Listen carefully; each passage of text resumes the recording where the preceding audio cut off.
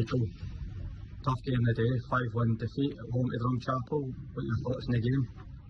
Obviously really disappointed with the result. I don't think it's a 5-1 game.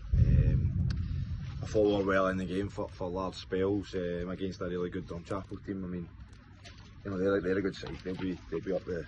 They'll be up there competing to win the league. You know, you just need to look at the quality that they're bringing off the bench in the later stages of the game there. So I thought, you know, goals change games, and we miss a really big chance in the opening 10 minutes for a header at 0-0 to go 1-0 up. We don't take it, and then ultimately, you know, we end up 2-0 down at one point. But that's came from, again, you know, we need to be able to manage games better. We concede a goal for our own free kick, and then 30 seconds later we're 2-0 down. That's not good enough for our part. But again, at that point there was nothing in the game. The difference at that point was Drumchapel were clinical and took their chances.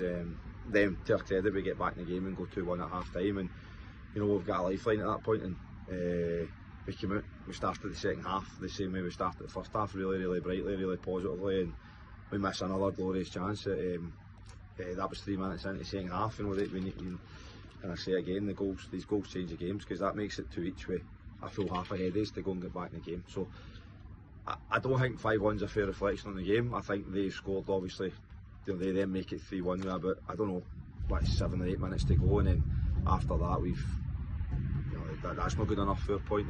The players are maybe kind of almost chucked at that point, and then we concede another 2 to go 5-1. So I don't think 5-1's fair on the players, considering the circumstances as well with the players that we had missing. We've got some really experienced players missing, key players for us as well, and they're all part of the back four. You know, we've got no Lance, no Sean, and no Leddy, so it was always going to be tough. But I thought the back four, which was a makeshift back four, I thought he did really well for the most part, and it's just disappointing, because if we'd have took our chances at the right times, then I think the scoreline could have been different. You mentioned a lot of players missing this week through suspension, etc.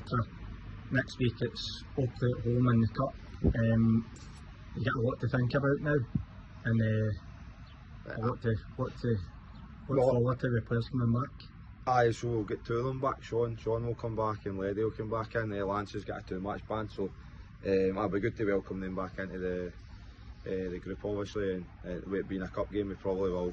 You know, there's likelihood as we'll look to make changes and get guys playing that haven't necessarily played as much as they would have liked. So that'll be the plan. We'll just need to come back in training again and work hard as we always do. Like I said, I think the game today, the difference between the teams is Drumchapel were really clinical, and we weren't. And you're going to get punished at this level. That's the difference for last year. I said that to the players at half time, and then at full time you're up another level here. You're playing against guys that have played at, you know, a proper level. They're playing in the leagues, and you know, you don't get away with missing chances, and they're going to be clinical up the other end. And I think ultimately that's what's killed us today. Is they've been a lot more clinical in both boxes than we were.